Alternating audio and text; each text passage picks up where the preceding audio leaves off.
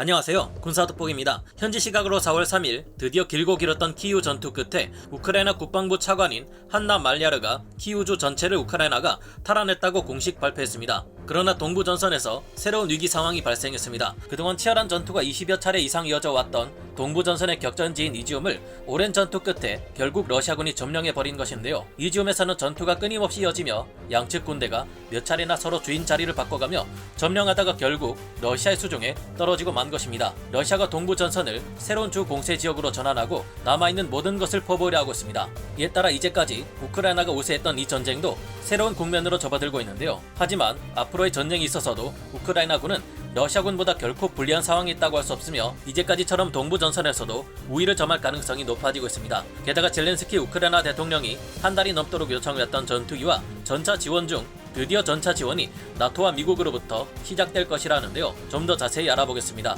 전문가는 아니지만 해당 분야의 정보를 조사 정리했습니다. 본의 아니게 틀린 부분이 있을 수 있다는 점 양해해 주시면 감사하겠습니다. 한 달이 지나 겨우 점령한 이지움이 의미가 없는 이유, 러시아가 이지움을 점령하기는 했지만 이 지역 우크라이나군에게서 반격의 불씨가 사라진 것은 아닙니다. 이지움 방면의 우크라이나군은 완전히 격파되지 않았으며 다소 후퇴의 이지움 남쪽 5km 떨어진 도로에서 러시아군의 공세를 저지했습니다. 이지움은 앞으로 이 전쟁이 가장 치열한 전투 핵심 지역이 될 동부 돈바스 방면의 주요 거점이기 때문에 양측 모두에게 가장 중요한 지역이 되었는데요. 따라서 앞으로 돈바스 방면 우크라이나군의 최우선 목표는 바로 이 이지움 탈환이 된 상황입니다. 만약 이게 불가능할 경우 이보다 남쪽에 있는 카미엔카와 50km쯤 더 남쪽에 있는 슬로벤스크만큼은 반드시 지켜내야 하는 비상 상황인데요. 다행히 슬로벤스크는 소도시 이지움보다 규모가 큰 곳이기에 시가전을 통해 방어하기가 더 쉬운 곳으로 분석됩니다. 얼마 전 우크라이나군은 조그만 틈만 있다면 실내에 숨어서도 러시아군 전차들을 말 그대로 저격할 수 있는 대전차 무기 마타도어를 5,100발이나 구입하기로 했고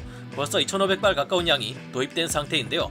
슬로벤스크가 넓은 시가지라는 것은 그만큼 우크라이나군이 숨어서 마타도어를 사용해 러시아군 전차들을 사냥할 기회가 많은 곳이라는 뜻도 됩니다. 여기에 더해 슬로벤스크 주변에 있는 크라마토르스크, 드루즈키우카, 콘스탄티노우카에서 최후의 방어선을 형성한다는 선택지도 있는 상황인데요. 러시아군 입장에서는 돈바스 방면에서 우크라이나군을 포위 섬멸하려면 이 여러 도시에서 격렬하게 반격하는 우크라이나군을 모두 물리치고 점령해야 하기 때문에 쉽지 않을 것으로 보입니다. 게다가 서부 방면에서는 우크라이나군이 동부 전선으로의 병력 증강을 계획하고 있기에 러시아군이 동부 전선에서 활약하려면 도네츠크에서 이지움에 이르는 약 200km나 되는 긴 전선을 방어해야 하는 곤란한 상황인데요. 러시아군은 이처럼 긴 포위망을 오랫동안 유지하기 힘들 것으로 보입니다. 왜냐하면 이곳에서 러시아군이 우크라이나군을 포위 섬멸할 수 있으려면 서부 전선에서 우크라이나군이 증원되지 못하도록 러시아군이 그들을 묶어두고 있어야 가능한 일이기 때문인데요.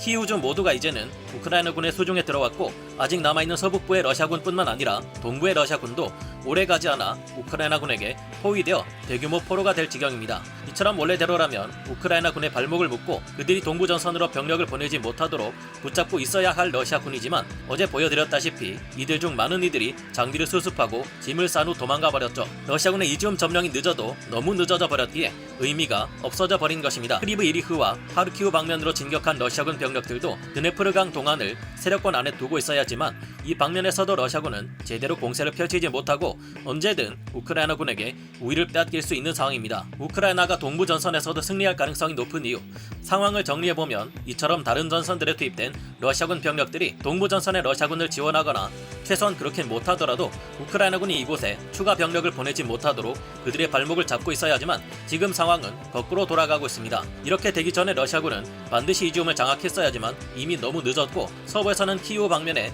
전선이 사실상 정리되는 수순에 있는 데다 아직 전선에 투입되지 않았다는 우크라이나의 18만 예비대 전력이 본격적으로 투입을 앞두고 있습니다. 만약 북쪽의 하르키우와 북서쪽 국경 근처의 수미에서도 우크라이나군의 압박이 강해질 정황이 포착되고 있는데 러시아군은 간단히 이지움을 손에 넣은 것도 아닙니다. 이지움을 점령하는 과정에서 막대한 전력이 소모되었는데 이제 사방에서 달려드는 우크라이나군이 이지움을 점령한 러시아군의 후방 보급로를 끊고 조금씩 포위망을 좁히며 동부 전선에서도 거대한 포위망을 형성하거나 강렬한 냉공으로 이지움을 탈환, 러시아군을 다시 멀리 쫓아낼 수 있지 않을까 조심스럽게 예상해봅니다. 현재 4월 2일을 기준으로 러시아군은 동부전선 전역에서 공격을 수행 중이며 이지움의 나머지 부분을 장악하고 슬로벤스크 방면으로 이동 중인데요. 인접해 있는 루안스크 방어선을 러시아군이 계속해서 유지하고 있는 가운데 이지움이 함락되었지만 인근에는 여전히 요새화된 4개에서 5개의 우크라이나군 정착지가 있습니다. 이지움을 점령하는 데 너무 많은 전력을 소모한 러시아군은 이후 전과를 확대시키기 위한 후속 제대가 필요하지만 그럴 여력이 없어 우크라이나군에게 대비할 시간을 만들어주고 있는 상황인데요. 슬로벤스크는 우크라이나군에게 있어 돈바스 지역을 방어하는 핵심 지역이며 여길 반드시 지켜내야만 하는데 어서 빨리 우크라이나군의 방어 병력이 투입되어 러시아군을 괴멸시킬 요새를 완성했으면 하네요. 우크라이나군 또한 매일 계속되는 전투에 전역에서 피해가 쌓이고 있는 상태지만 수많은 예비군 전력이 있는 데다 이제 미국에서도 우크라이나군에 전차를 보낼 계획이라고 하는데요. 미국은 우크라이나에 직접 부딪혀 폭발하는 방식의 드론, 장갑차, 야간 투시 장비, 탄약 등 3억 달러 규모의 안보 자산을 지원함과 동시에 미국의 동맹국들과 협력해 소련제 전차들을 지원할 예정이라고 합니다. 한때 소련의 영토였던 유럽의 여러 국가 중에는 과거에 가지고 있던 소련 전차들이 남아있는데 이것들을 모아 우크라이나에 지원하겠다는 것으로 보이는데요. 미국의 관리들은 최종적으로 몇 대의 소련제 전차가 우크라이나에 보내질 것인지는 밝히지 않았지만 CNN 보도에 따르면 미국은 우크라이나에 소련제 T-72 전차를 지원할 것으로 보이며 우크라이나 군인들은 이를 운용할 능력을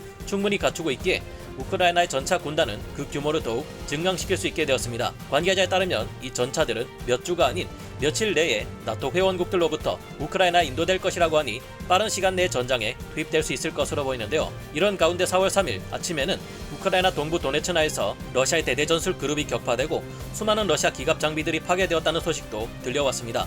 현지 시각으로 4월 2일 우크라이나군 참모부가 밝힌 바에 의하면 러시아군은 이 전쟁에서 총 75개 대대전술단을 전개했고 이 중 34개 대대전술단이 재편 중이며 16개 대대전술단이 사실상 파괴되었다고 하는데요. 전체 투입된 부대의 3분의 2가 전선에서 큰 피해를 입은 셈이라 할 수 있습니다. 하지만 앞으로의 전투가 절대 쉽지만은 않을 것이라는데요. 현지 시각 4월 3일 우크라이나 대통령 보좌관 올렉시 아리스토비치는 우크라이나 동부와 마리우폴 인근, 남부에서 여전히 격렬한 전투가 예상된다고 밝혔으며 이들 지역에서의 군사작전은 쉽지 않을 것이라 경고했습니다. 하지만 그는 이렇게 말했는데요.